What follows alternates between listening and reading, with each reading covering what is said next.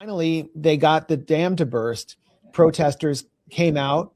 Many of them actually supported their government. There was no repression. The protests started as peaceful.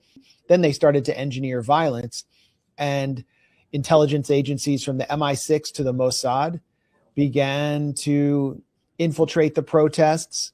Many of the protesters were armed. You saw them with weapons. So this was the plan. And then they blamed the Iranian government for providing security to its citizens, accusing them of massacres.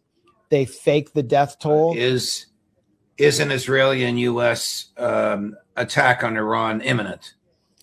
Well, I saw these riots as an extension of the 12-day war, as an effort to revive the hostility toward Iran after the war that was launched by Israel. And that's what all the Iranian monarchist psychos who are now frustrated that their crown prince, or what I would call the Potomac, Maryland-based clown prince, Reza Pahlavi, is not going to be sent back into Tehran to take power. And honestly, I can't think of anything that the U.S. can do militarily that will actually lead towards regime change. Even know what he's talking about? The United States can take out Iranian ballistic missiles? They'll try to attack ballistic missile launching sites and do missile suppression attacks, but that's not the only weapon in Iran's arsenal that can do damage.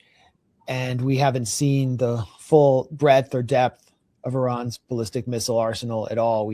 But that does not guarantee regime change. Iran is not Venezuela.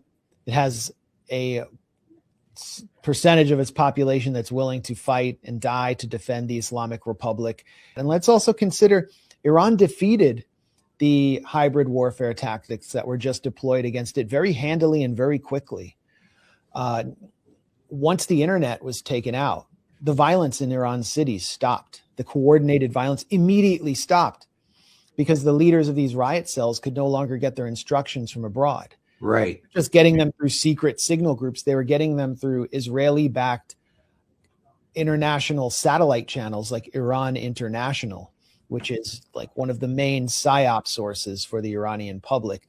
They also knocked out Elon Musk's Starlink, which was being smuggled in by U.S. intelligence in the tens of thousands. And this was supposed to be the workaround after the internet blackout. And so I think whoever was seeking to instrumentalize these protests as a form of hybrid war against Iran underestimated the country's military and security forces.